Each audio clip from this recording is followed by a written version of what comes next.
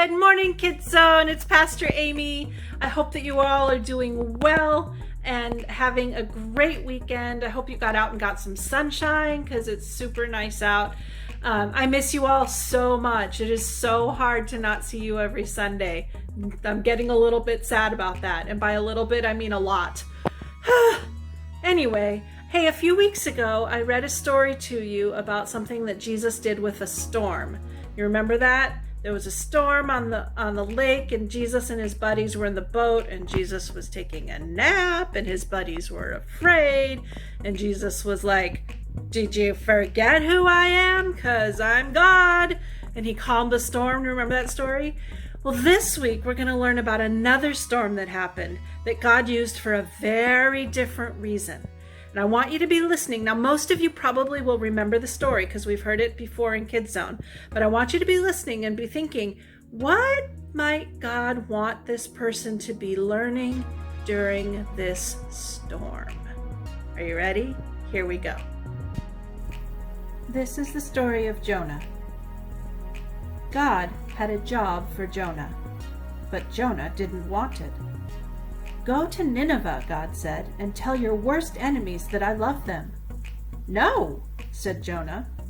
"Those are bad people doing bad things." "Exactly," said God.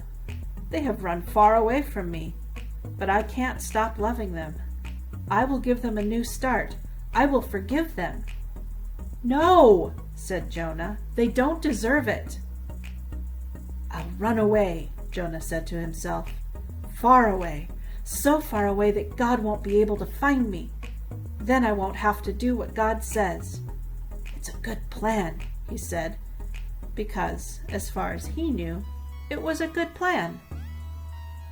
But of course, it wasn't a good plan at all.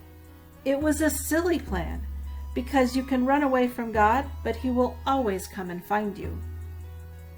Jonah went ahead with his not very good plan.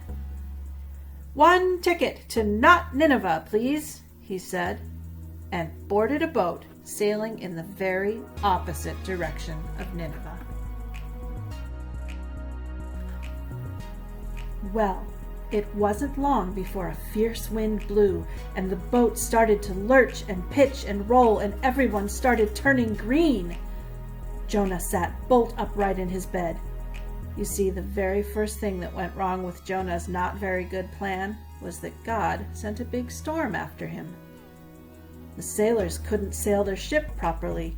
"We're sinking!" they screamed, and started throwing everything overboard. Suitcases, food, whatever they could find. By now, Jonah knew that the storm was his fault. "Throw me in instead," he shouted to the sailors, "and the storm will stop." The sailors weren't sure. "It's the only way you can be saved," Jonah cried. And so, 1, 2, 3, splash! No sooner had Jonah hit the water than the waves grew calm, the wind died down, and the storm stopped. Just then, when Jonah thought it was all over, when he was sure he was going to drown, God sent a big fish to rescue him. The fish swallowed Jonah whole with one big gulp. Jonah must have thought he had died. It was so dark in there, like a tomb.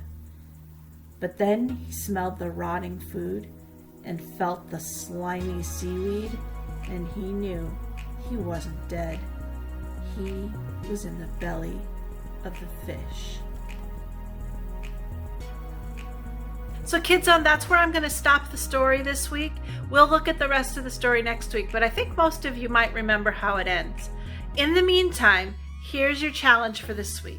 I would love to hear from you. I would love to see a video or have an email from you or a picture that your parents send over the text message. I would love to see what you're doing during the week and what you're learning in this weird time. Just like Jonah had to learn some things in a very weird time, you could be learning some things in a weird time too. I also would love to know if you have any questions you want to ask or anything that you just want to talk about. Make sure you give me a call, okay? I love you all super a lot, and I'll see you virtually next week. Bye.